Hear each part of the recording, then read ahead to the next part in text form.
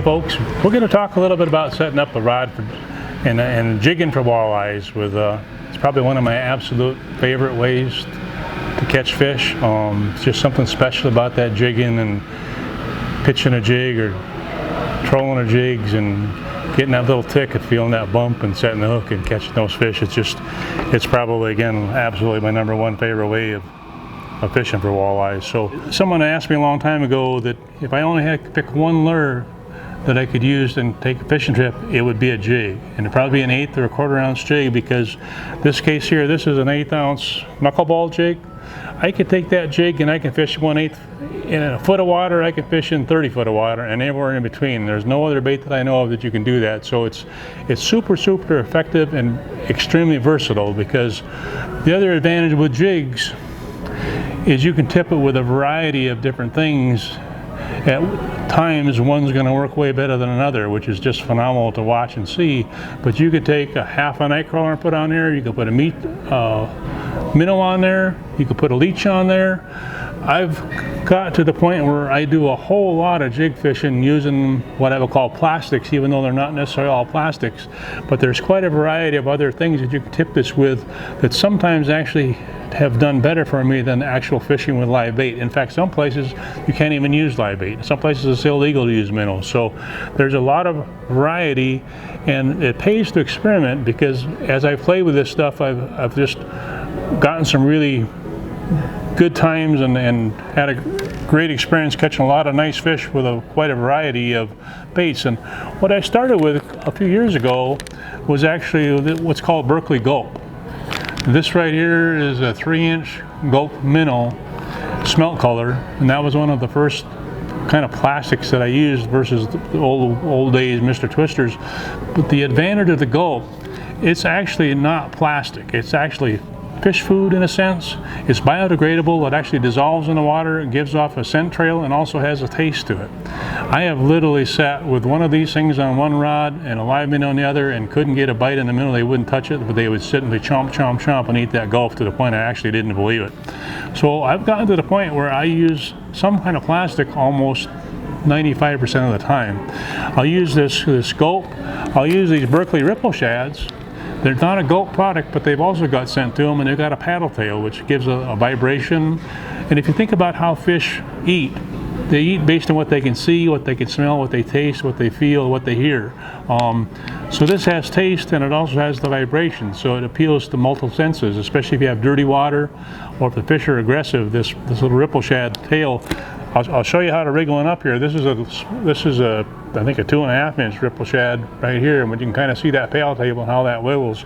With that fire line and this rod and reel set up, if I give this a pretty good pull, I can actually feel that tail just swimming down there, and it's like awesome. And that's what helps those fish zero in on their the targets.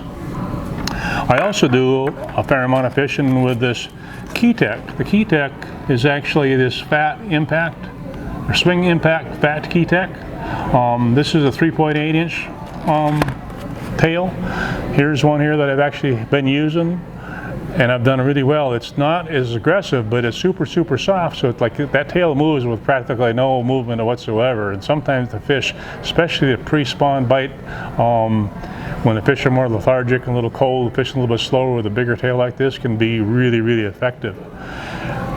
Last fall, I was fishing on here the river, and I tried, this was actually something new to me last year, but this is a BioBait DNA, and I was incredibly impressed, because the day we fished, I fished this, and you'll see this looks just like a little minnow here, and it's got that same paddle tail deal. I fished this bait, and my partner in the boat fished with the Gulp and fished with the ripple shads and a variety of other things, and I caught 3 out of every 4 fish we caught on this bait right here. This thing it's actually scented as well, so it's got a taste, and I don't know exactly why, but I'm sure going to be trying it a whole lot more this summer, because I can tell you last fall it was absolutely awesome. The other one I like to use a lot is this Authentic Bee Fishing. This is actually their pulsar, they call it, PLUSE-R, and that's also a paddle tail, but it's also got the ribs, and this also is an absolutely super bait. So right now I've got quite an assortment of all of these things in my boat, because it's like I never know which one's going to be the best till I try it, right? So I would tell you, if you haven't been fishing with plastics, you really ought to think about it really seriously, because I found that it's like I almost don't like to buy minnows at all anymore, even if I can.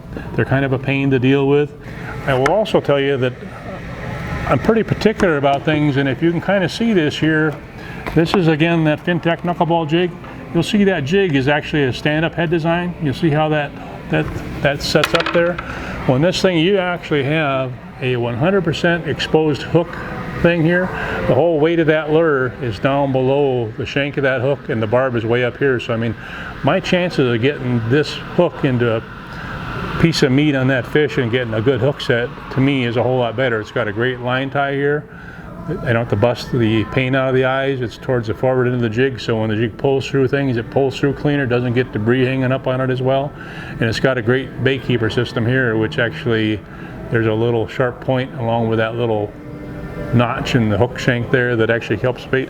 And the thing about these FinTech Knuckleball jigs is you rig these a little bit different than you would the typical jig. And it doesn't matter what kind of tail you use. In this case, I'll use this little ripple shad that I got. You actually start about 1/8 of an inch back from the head and push it in and come out into the back about what I would consider a hook gap right here, and then slide it up the shank of that hook. And when you get to the bait keeper system there, you'll see it won't go. So what you do is you turn it sideways and pinch it, push it up a little further until you gets up into the cavity of that jig, and then you pinch it and turn it back. So what you end up with is something that looks a lot like this, and it works really, really well, because then that right there almost looks like a nice little natural minnow, and with that bait keeper system, just makes for a great presentation. Now typically also what I'll do when I'm jig fishing with something like this, a lot of times I'll take just a 1-inch piece of night crawler and I'll piggyback that on top of this, just hook it kind of through the nose and let about 1 inch or 1.5 inches hang back. That extra little scent and taste, whatever, I can guarantee you is going to get you more bites.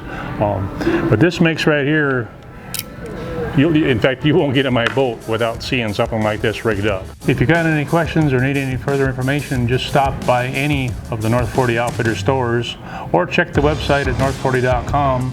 Thanks for watching and hope to see you again. Thanks.